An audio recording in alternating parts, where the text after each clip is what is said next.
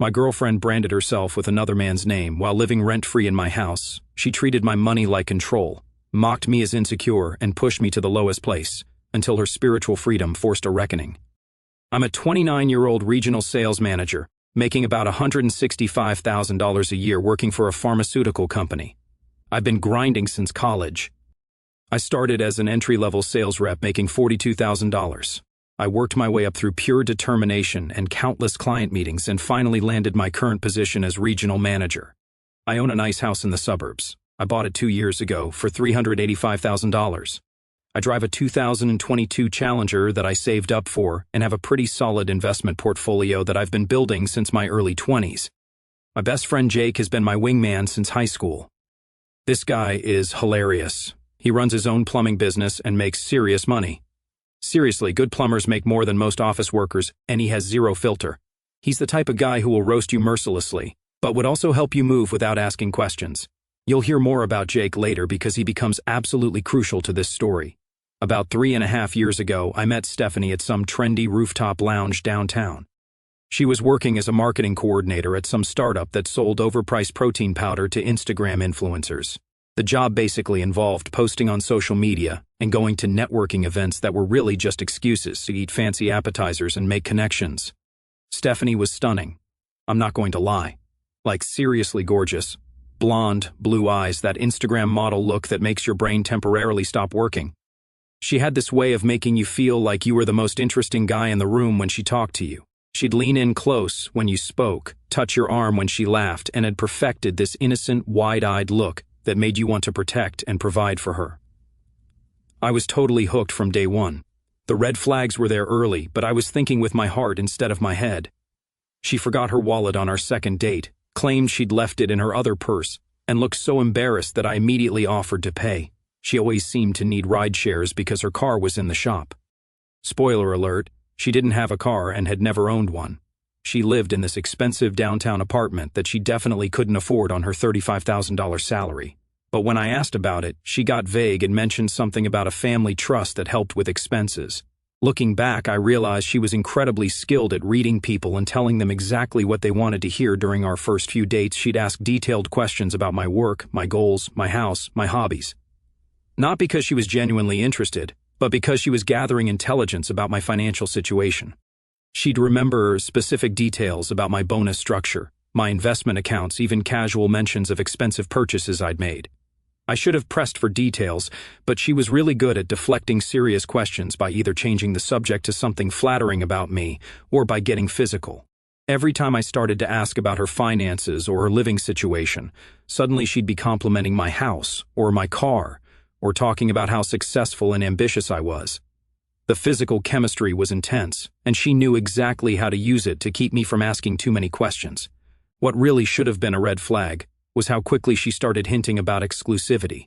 By our fourth date, she was already talking about how she'd never met anyone like me and how she could see a real future together. She'd make comments about how tired she was of dating losers who couldn't provide for a woman, and how refreshing it was to meet a man who had his life together. After about 6 months of dating, she started dropping hints about how much she loved my house, how cozy it would be to live together, how much money she could save on rent that she could instead invest in our future. She painted this picture of domestic bliss, where we'd cook together with me providing the groceries, decorate together with me providing the budget, and build a life together in my house on my dime. She was strategic about the timing, too. She started these conversations right after we'd had particularly good weekends together, when I was feeling most connected to her. She'd curl up next to me on Sunday mornings and talk about how perfect everything felt. How she'd never been happier, how she could imagine waking up like this every day. I was making good money and genuinely cared about her. So when her lease came up, I suggested she move in with me. She acted like it was the most romantic thing anyone had ever suggested, talking about how she'd always dreamed of playing house with someone she loved. Biggest mistake of my life. The moment she moved in, everything changed. It was like a switch flipped, and suddenly the sweet, grateful girlfriend disappeared and was replaced by this entitled princess who acted like I owed her the lifestyle she wanted. Suddenly my mortgage payments became our housing expenses, but somehow I was still paying 100% of them. When the first mentioned that she should probably contribute something to the household expenses, she looked at me like I'd suggested she sell a kidney. But honey, I'm saving my money for our future, she'd say. Besides, you make so much more than me. It only makes sense that you handle the big expenses. Money was she saving? That was the question I should have asked, but never did. Her paychecks seemed to evaporate the moment she got them, spent on clothes, beauty treatments, and lunch dates with friends. But somehow she was always saving for our future, while I covered 100% of our actual living expenses. My grocery bill tripled because she only ate organic everything and had to have fresh flowers in the house at all times. Not just any flowers. They had to be specific arrangements that cost $80 to $120 each and needed to be replaced twice a week. She also developed very particular tastes in food. Everything had to be organic, free-range, locally sourced, and expensive. A simple grocery run that used to cost me $100 for a week now cost $300 and would last maybe 4 days. She'd justify every purchase with some elaborate explanation. The flowers were essential for creating positive energy in our living space. The expensive food was an investment in our health and longevity. The organic cleaning products were better for the environment and our well-being. Everything was always framed as being for our benefit, even though I was the only one paying for any of it.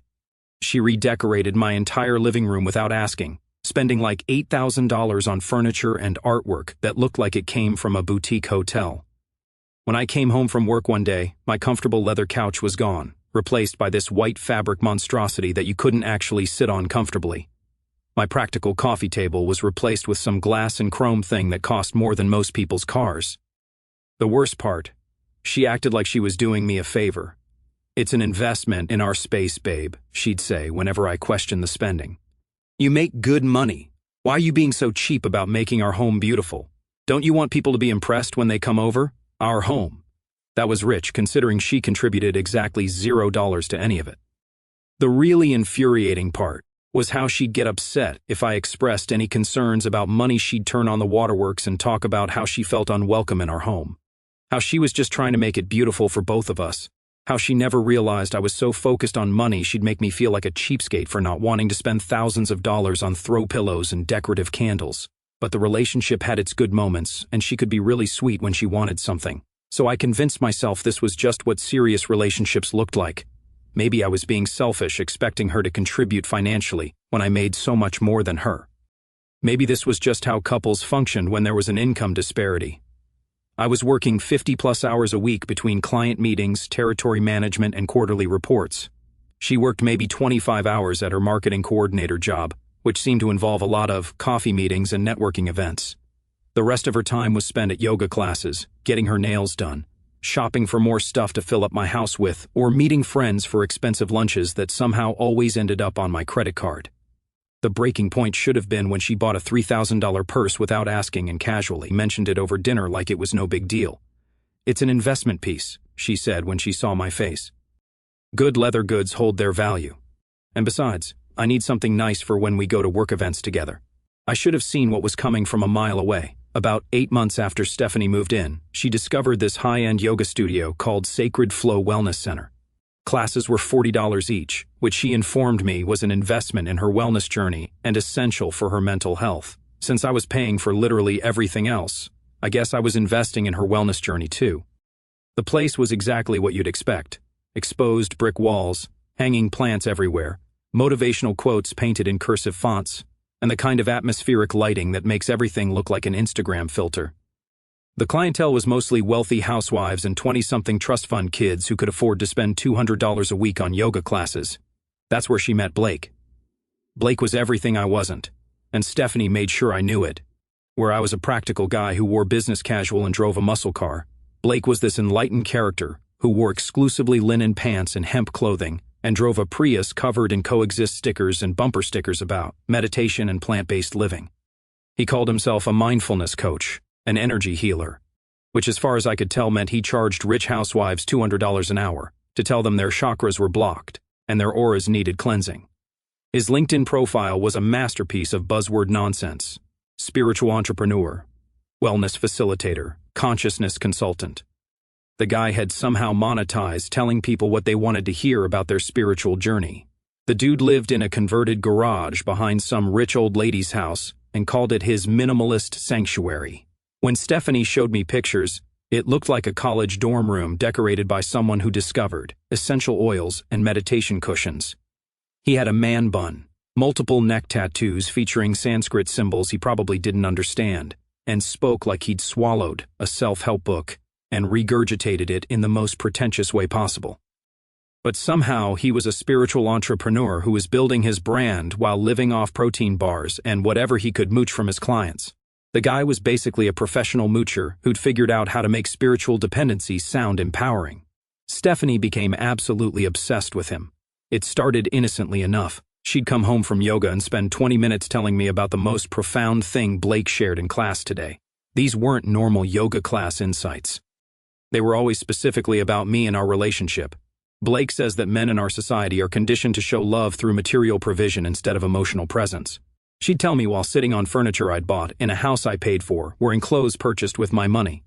Blake believes that women often suppress their authentic selves to maintain relationships with men who aren't spiritually evolved enough to handle their truth, was another favorite. Then she started staying after class for his advanced spiritual development workshops, which cost an extra $75 per session. These weren't group classes. They were one-on-one sessions where Blake would supposedly help her unlock her authentic self and release limiting beliefs about her worth. I started getting suspicious when she'd come home from these sessions with very specific criticisms of our relationship that sounded exactly like therapy speak. Suddenly, I was emotionally unavailable and controlling and threatened by her growth. These weren't things she'd ever mentioned before Blake came along. Then she began inviting him to our friend gatherings. This was when things got really weird.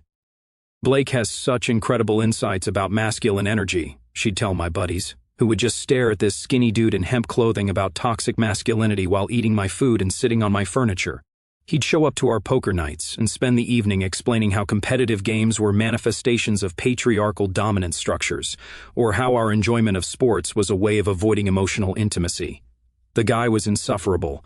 He'd correct people's grammar, mansplain meditation techniques to my female friends, and somehow managed to make every conversation about his spiritual journey. He'd sit in my living room eating food I'd paid for, and lecture me about materialism and the emptiness of consumer culture. My friends started making excuses not to hang out when they knew Blake would be there. Nobody wanted to listen to some wannabe guru lecture them about their unconscious patterns while trying to enjoy a casual evening. Jake was the first one to call it out directly. After Blake left one of our game nights early because the competitive energy was disturbing his inner peace, Jake pulled me aside. "Dude, that guy wants to be with your girlfriend, and she's letting him," he said bluntly. "Also, he's completely full of it. I've met plenty of spiritual people who aren't pretentious jerks. This guy is running some kind of long con on her." I laughed it off, but Jake planted a seed. I started paying attention to how Stephanie acted around Blake, and it was obvious she was attracted to him. She'd touch his arm when she talked, laugh way too hard at his jokes that weren't funny, and constantly bring him up in conversation even when he wasn't around. The really weird part was how she started adopting his speech patterns and opinions. Suddenly, she was using phrases like holding space and spiritual bypassing and talking about toxic patterns in our relationship that she'd never mentioned before Blake came along. When I mentioned that Blake seemed to be around a lot, and maybe we should have some boundaries about how often we included him in our personal time, Stephanie went into full defense mode. "He's my spiritual guide, not some random guy," she snapped. "Just because you don't understand the connection Blake and I have doesn't mean there's anything inappropriate about it. He's helping me grow as a person, which is something you should be supporting instead of being threatened by. The connection Blake and I have, not the connection I have with my yoga practice or the spiritual growth I'm experiencing. The connection with Blake specifically, that should have been my exit cue right there." Stephanie had a few small tattoos when we met, a butterfly on her ankle, some inspirational quote in cursive on her wrist, typical basic girl stuff that she'd gotten in college. But she'd been talking for months about getting a meaningful piece that would represent her spiritual transformation and authentic self-expression. The conversation started getting more serious after she'd been working with Blake for about 6 months. She'd bring up tattoo ideas during dinner, asking me what I thought about various designs she'd found on Pinterest or Instagram. I was supportive. They were her ideas, her body, and some of the designs she showed me were actually pretty cool. One Saturday morning over breakfast, she casually mentioned she had a consultation booked for the following week for a large tattoo on her ribcage. This was the first I'd heard about her actually booking an appointment, and the location surprised me. That sounds cool, I said, genuinely interested. What are you thinking of getting? The temperature in the room dropped about 20 degrees. It's personal, she said, suddenly very focused on her $18 acai bowl that I'd paid for. It's part of my spiritual journey with Blake. You wouldn't understand. Hold up. Her spiritual journey with Blake. Not her own spiritual journey that happened to involve classes Blake taught, but a journey they were on together. I'm just curious about what you're putting on your body permanently, I said, trying to keep my voice level. We live together. I care about you. I'm interested in your life. I thought we shared things with each other. Big mistake. Huge. This is exactly the problem, she exploded, throwing her spoon down so hard it clattered across the table and left a stain on the white tablecloth she'd insisted we needed. You think because you pay for things around here that you own me? This is my body, my choice, my spiritual path. Blake says men in our society are conditioned to think they have ownership over women's bodies.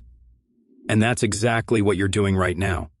Blake says, of course he says that. I literally just asked what tattoo you're getting, I said. How is that trying to own your body? I ask about your day at work. I ask about your yoga classes. I ask about your friends because I care about you and your life. This is the same thing. But she was already in full victim mode, talking about how I was being controlling and possessive, and how Blake had warned her that I might react this way because I was threatened by her growth and intimidated by her journey toward authentic self-expression. Blake predicted you'd try to make this about you, she continued, her voice getting higher. He said you'd try to guilt me into asking permission for decisions about my own body because men like you need to feel like they have control over every aspect of their partner's life. Men like me. I was starting to really hate Blake. She stormed out and spent the rest of the day at Blake's sanctuary, probably getting more ammunition for why I was a toxic masculine oppressor for having the audacity to ask my live-in girlfriend about her tattoo plans. That night, she came back and gave me the silent treatment until I apologized for not respecting her autonomy and making her spiritual journey about my insecurities. I apologized because I wanted peace in my own house, but something felt really wrong about the whole situation. Jake came over the next evening and I told him what happened. Bro, he said, grabbing a soda from my fridge, she's already emotionally checked out of this relationship. The tattoo is probably his name or some design they created together. You need to wake up and smell the nonsense. I wanted to believe Jake was being paranoid, but my gut was telling me the same thing. 2 weeks later, Stephanie came home from her tattoo appointment, absolutely glowing. She'd been at the shop for like 6 hours getting this massive piece done, and she was riding that endorphin high that comes after a long session. You have to see this, she said, practically bouncing with excitement. It's even more beautiful than I imagined. The artist is incredibly talented, and Blake was right. This was exactly what I needed to mark this phase of my spiritual development. She lifted her shirt to show me, and I have to admit, my first reaction was admiration. It was genuinely gorgeous work. This elaborate design of intertwining vines and geometric patterns that wrapped around her entire side from just under her chest down to her hip. The detail was insane, clearly expensive as heck, and the artistic skill was undeniable. Wow, that's incredible, I said, and I meant it. How much did that cost? Don't worry about it, she said with this weird little smile. It was an investment in my spiritual development. Blake helped me understand that putting a price tag on personal transformation is limiting. I was studying the intricate design when I noticed something that made my blood turn to ice water. Woven into the geometric patterns integrated so subtly you'd miss it unless you were really looking. Was text. Not just any text, but a name in elegant script lettering. Blake. She had gotten another man's name tattooed on her body. Not just any man, but the pretentious guy who'd been circling our relationship like a vulture for months. And it wasn't just anywhere on her body.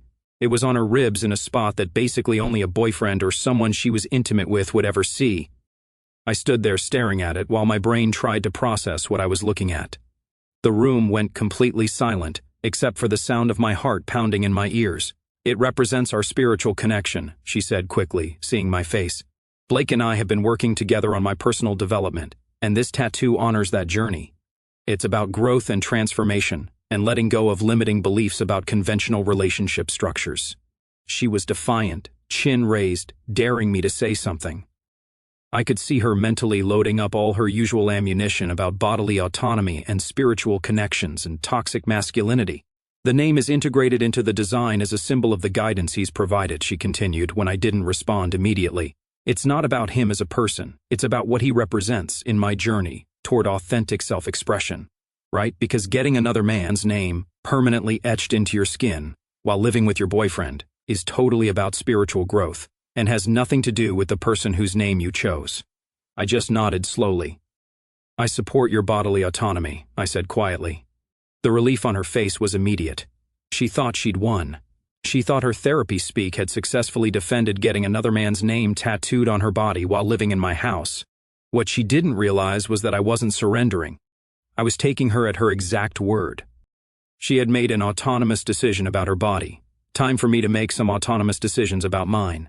The next morning, Stephanie announced she was going back for a follow-up session the next Saturday to get some touch-ups and additional shading done. She was meeting Blake there because he wanted to witness the completion of her transformation and hold space for the final phase of the process.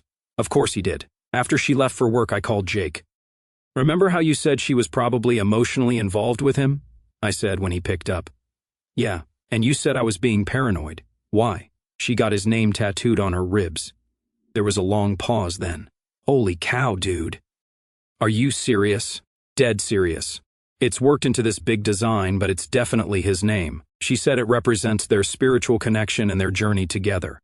"Bro, that's not a spiritual connection. That's a territorial marking. She's literally branded with another dude's name. What are you going to do?" That was the million-dollar question. Part of me wanted to just kick her out immediately, but I had a better idea brewing, something that would teach both her and Blake a lesson about consequences. "I need your help with something," I said. "And I need you to not ask questions until it's over." "I'm in," Jake said immediately. "What do you need?" I spent the next week planning. See, here's the thing about being in sales. You learn to think strategically about problems and solutions. You break down complex issues into smaller, manageable parts, and you always have contingency plans. You learn to anticipate objections and prepare responses. I was about to apply those problem-solving skills to my relationship. The beautiful thing was that Stephanie had gotten so comfortable living off my money that she'd gotten sloppy. She had no idea how much I actually made, what I had in savings, or how much our monthly expenses really were. She just knew that I paid for everything and never complained about it. She was about to learn why that was a mistake. I spent Tuesday evening going through our finances with a fine-tooth comb. I documented every expense she'd incurred over the past year, and the numbers were staggering. Beyond the basic living expenses, she'd spent my money on yoga classes, spa treatments, expensive clothes, jewelry, art supplies she never used, books she never read, kitchen gadgets that sat in boxes, and countless other things that had seemed small individually, but added up to a fortune. I also started documenting the legal aspects of our situation. Since we weren't married and her name wasn't on the mortgage, lease, or any utility bills, she had no legal claim to anything in the house. Everything valuable was either something I'd owned before she moved in or something I'd purchased afterward. She'd contributed exactly nothing to our shared assets. Jake came over Friday night and we went over the plan. He was absolutely losing his mind, laughing. "Dude, this is genius." He kept saying she's going to completely lose her mind. "That's the point," I said. "She wants to make autonomous decisions. Let's see how autonomous she really is." Saturday morning couldn't come fast enough. Saturday morning, Stephanie left for her tattoo appointment at 10 a.m. She was meeting Blake there first for some pre-session meditation before her actual appointment. She'd be gone for at least 6 hours. The moment her rideshare that I paid for pulled out of the driveway, Jake showed up with his truck and 2 of his plumber buddies, Tony and Rick. These guys were built like brick houses and could move furniture like it was made of cardboard. "All right, boys," I said. "We're executing Operation Autonomous Decision. Everything that belongs to me comes with us. Everything that belongs to her stays here. But here's the twist. We're also turning off everything I pay for. First stop, the utility companies. I called the power company and had the electricity transferred out of my name immediately. Same with the gas, water, internet, and cable. All of it would be shut off by Monday morning unless she got it transferred into her name. Then we started moving. I wasn't taking the shared stuff. I was taking my stuff and leaving her with exactly what she'd contributed to our life together. My 75-inch TV that I'd bought with my annual bonus, gone. My PlayStation 5 that I'd waited in line for, gone. My expensive sound system that filled the house with music, gone. The king-size memory foam mattress I'd bought because she complained about my old one, gone. My leather sectional couch that cost $4,000, gone. My kitchen appliances, the expensive coffee machine, the stand mixer, The food processor she used to make her Instagram-worthy smoothie bowls, all gone. My home gym equipment that I'd spent years collecting, gone. My 65-inch smart TV from the bedroom, gone. The expensive dining room set I'd bought when she moved in, gone. My computer setup, my gaming chair, my entire home office, gone. The washer and dryer that I'd bought because the ones that came with the house were garbage, gone. We even took the good cookware, the nice sheets, the expensive towels, everything that made the house comfortable and functional. What we left behind was basically an empty shell with some decorative furniture scattered around. We left her with the decorative furniture she'd bought with my money, her clothes, her yoga mats, and that's about it. The house went from looking like a showroom to looking like a warehouse, with a few random pieces scattered around. But the real kicker was what I did next. See, Stephanie had been using my credit cards for everything. Groceries, gas, her yoga classes, her shopping trips, even her daily Starbucks runs. She had no idea that I'd been tracking every single expense for the past year as part of my budgeting system. She'd spent $52,000 of my money on complete nonsense. Clothes, jewelry, spa treatments, expensive dinners with her friends where she played big shot picking up the tab, that ridiculously expensive tattoo, yoga classes, meditation retreats, and countless other things that had nothing to do with our shared life. I printed out every single receipt and credit card statement, organized it all into a neat folder with spreadsheets and summaries, and left it on the kitchen counter with a note.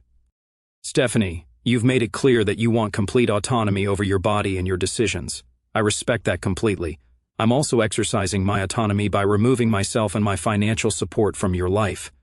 Attached is documentation of $52,000 you've spent of my money over the past year. I consider this a loan that I expect to be repaid within 90 days. The utilities will be shut off Monday morning since they were in my name. The house payment is due on the 15th. That's $2,800 a month that you'll need to figure out how to cover if you want to stay here. Good luck with your spiritual journey. Dave. P.S. Your autonomous decision to permanently mark your body with another man's name was very enlightening. I hope Blake's spiritual guidance includes financial planning and career counseling. By 6 p.m., we were done. The house was basically empty except for her stuff. Jake, Tony, Rick, and I went to a sports bar to celebrate with sodas and wings. Dude, she's going to absolutely lose her mind, Tony said, raising his Coke. This is legendary. My phone was blowing up by 8 p.m. She'd come home from her tattoo session to find an empty house and a $52,000 bill. I didn't answer any of her calls or texts. I was done talking. The next 3 weeks were absolutely insane. Stephanie tried everything. Anger, tears, threats, manipulation, you name it. She showed up at my office. Security escorted her out.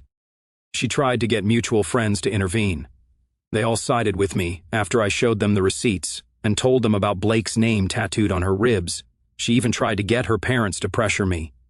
But when they found out about the tattoo and the money she'd spent, they basically disowned her. The voicemails were epic.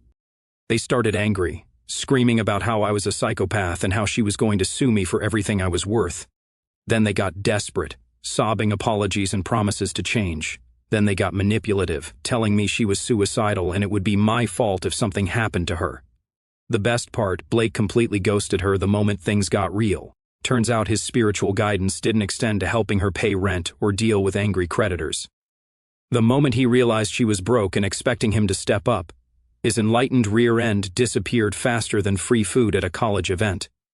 According to mutual friends, Blake told her he needed to protect his energy and couldn't be around such negative vibrations.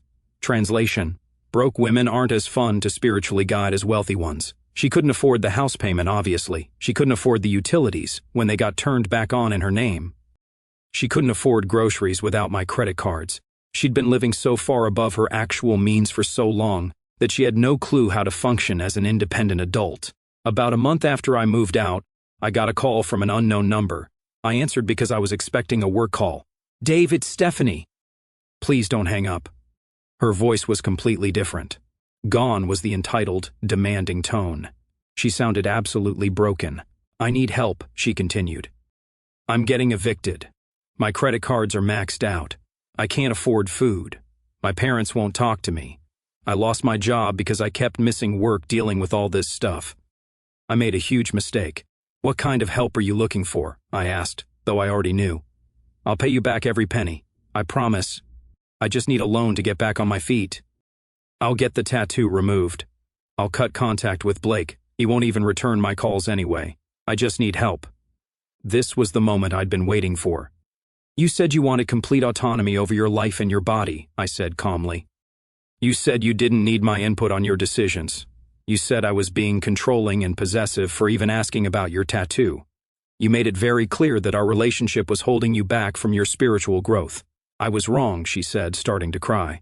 I was so wrong about everything. I miss you. I miss our life together. I was stupid and I let Blake manipulate me. Please, Dave, I'll do anything. Here's what's going to happen, I said. You're going to figure out your own life without my money or my help. You're going to learn what actual autonomy looks like when you don't have a man subsidizing your lifestyle. You're going to get a real job and pay your own bills and make your own decisions without anyone else's input. Mine or Blake's. But I can't. You can. I interrupted. You're a strong, independent woman who doesn't need a man to make decisions about her body or her life. Remember, you've got this. I have complete faith in your ability to handle everything autonomously. The silence on the other end was deafening. The tattoo was a mistake, she whispered finally. The whole thing with Blake was a mistake. I threw away the best thing in my life for someone who didn't even care about me. You're absolutely right, I said. It was a mistake. Your mistake, your autonomous decision. Now you get to live with the autonomous consequences. I hung up. Jake was over when I told him about the call. He was practically crying from laughing so hard. Dude, you are absolutely savage, he said. She's finally learning what independence actually costs. Through mutual friends, I heard that Stephanie ended up having to move back in with her parents in Ohio after they agreed to help her one last time. She got a job at a call center making like $28,000 a year. The tattoo is still there because laser removal costs thousands of dollars she doesn't have. Blake started dating some other wealthy woman he met at yoga, and Stephanie is basically persona non grata in the spiritual wellness community, because word got around about the whole situation. I recently heard through the grapevine that Stephanie is still working at that call center and living with her parents at age 27. She apparently tried to reconnect with Blake about 3 months after our breakup, but he told her he was in a different spiritual place and couldn't maintain their connection. Translation, he found a richer woman to leech off of. The house I used to live in. She couldn't make the payments and it went into foreclosure. She had to declare bankruptcy because of all the debt she'd racked up trying to maintain her lifestyle without my income. As for me, I'm engaged to that nurse I mentioned. Her name is Sarah, and she's everything Stephanie wasn't. Independent, financially responsible, and someone who would never even consider getting another person's name tattooed on her body. We split expenses fairly. We both contribute to our shared goals, and she's never once expected me to fund her spiritual journey. The best part, Sarah and I ran into Stephanie at a coffee shop last month. Stephanie looked rough. Like really rough. Meanwhile, Sarah was wearing scrubs because she'd just gotten off a 12-hour shift at the hospital. But she still looked amazing because she takes care of herself and doesn't rely on other people to fund her lifestyle. Stephanie tried to make small talk, asking how I was doing, clearly fishing for information about whether I was still angry or if there was any chance of reconciliation. I introduced Sarah as my fiancée and Stephanie's face just fell. I hope you're happy, Stephanie said to me as we were leaving. I am, I replied. Autonomy looks good on both of us. The moral of the story? Be careful what you wish for. Stephanie wanted complete autonomy and independence from my controlling behavior. I gave her exactly what she asked for. And she discovered that real autonomy comes with real responsibilities and real consequences. Sometimes the universe has a sense of humor. Stephanie got her spiritual journey, just not the one she was expecting.